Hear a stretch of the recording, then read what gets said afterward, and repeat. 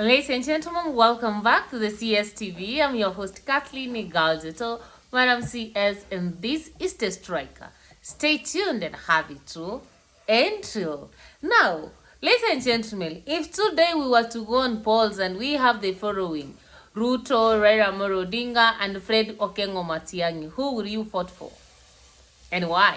Let me get your opinion in the comment section below. So today's striker, actually, we're going to look at the recent revelations by Dr. Fred Okengo Matiang'i while attending a burial in Kiambu County. Remember, the former president is backyard regarding his presidential candidature in 2027. And we're going to look at why, actually, Fred Okengo Matiang'i will unseat President Ruto and even defeat Raila in 2027's presidential race, if at all the winner will be determined at the ballot. You know, Fred Okengo Matiang'i last year around August told Kenyans that he had hired the services of a Canadian firm which was going to assess his viability for the 2027 presidential candidature. And the firm actually told him that actually he is fireable. He can run for the presidency. However, Fred Okengo Matiang'i has kept quiet for some time, not being so vocal about it, until when he attended a burial in Kiambu County. And there, Mheshimiwa Mosha actually challenged him and told him, you know what? Run for this presidency. We need a leader. We need somebody who resonates with that. We need somebody who understands the Kenyans' problem. And once you get this opportunity, please don't forget us. And Freddie Matiang'i said, I have heard you. So throughout yesterday, part one, Fred Okengo Matiang'i was actually trending in Twitter as a result of this, you know. So in this video, actually, we're going to look at actually Fred Okengo Matiang'i's candidature. But before we pounce onto this discussion, if you are new to this channel, welcome. Karibu nyumbani. Remember to subscribe, like, share, and comment on our videos. Turn on the notification bell so that the next time we are going to have a video, YouTube will automatically notify you. If you are a returning subscriber, thank you for tuning in. Kindly remember to like, share, and comment on our videos. And now, ladies and gentlemen, allow me to dive in.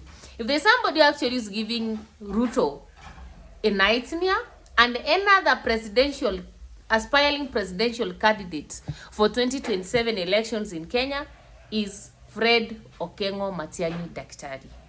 You know, whenever this guy comes onto the public like this, you know, there's always something about him trending. The youth are asking him, when are you declaring your candidature?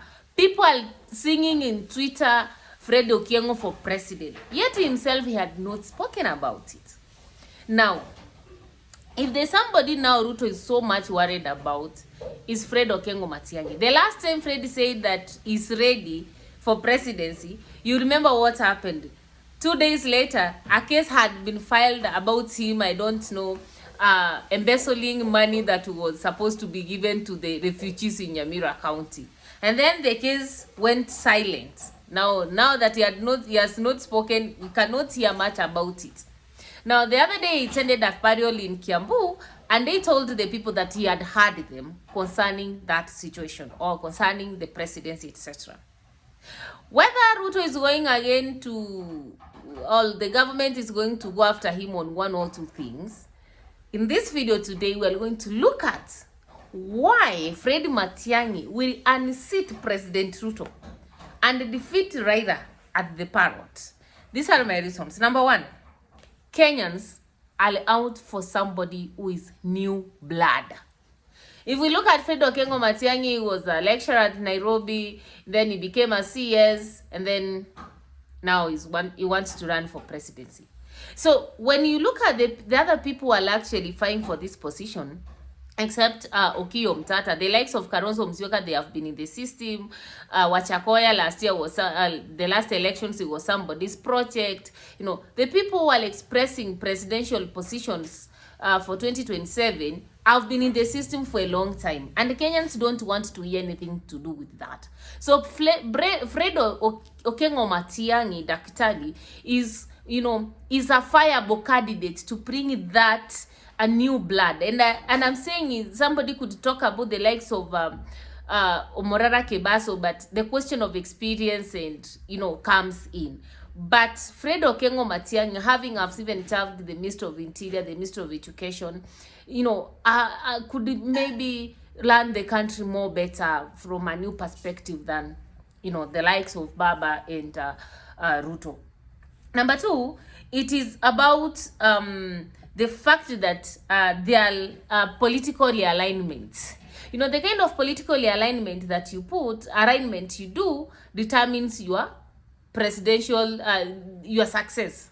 In 2022, if you are fairly careful, Ruto was able to kind of have the mountain, half Rift Valley, half parts of Western Kenya, parts of the coast, and parts of Ukambani. It was able to get some areas that are very key. But those areas, the mountain and the Rift Valley were part of it, and the western.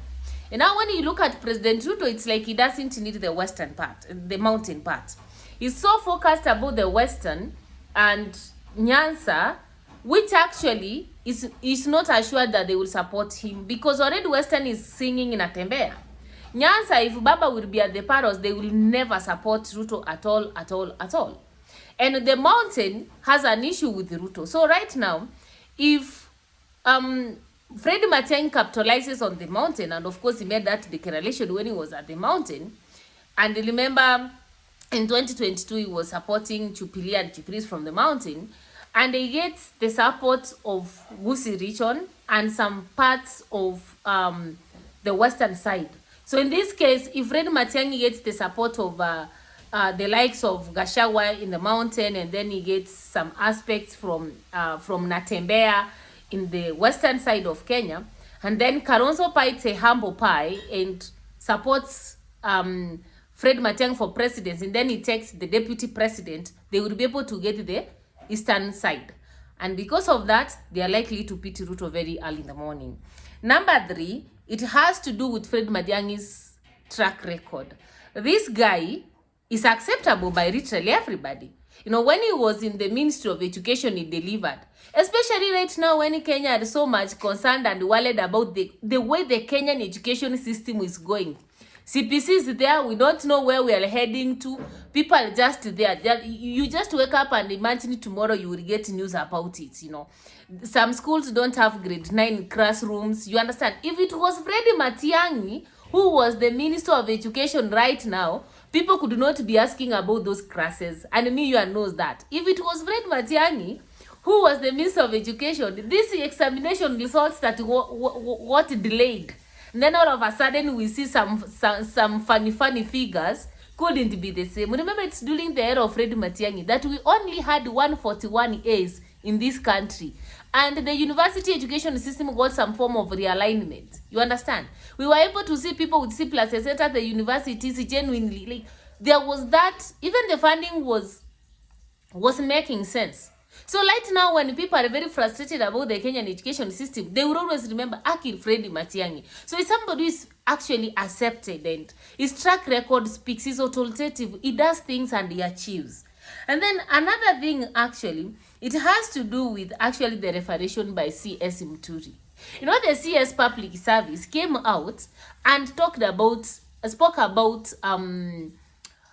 the abductions. The following day, he went to record his statement at the DCI headquarters. The funny thing is how actually those in the government, all the pro-government people, are dishing him out, when he has actually said that it is Ruto who had to call for his son to be released.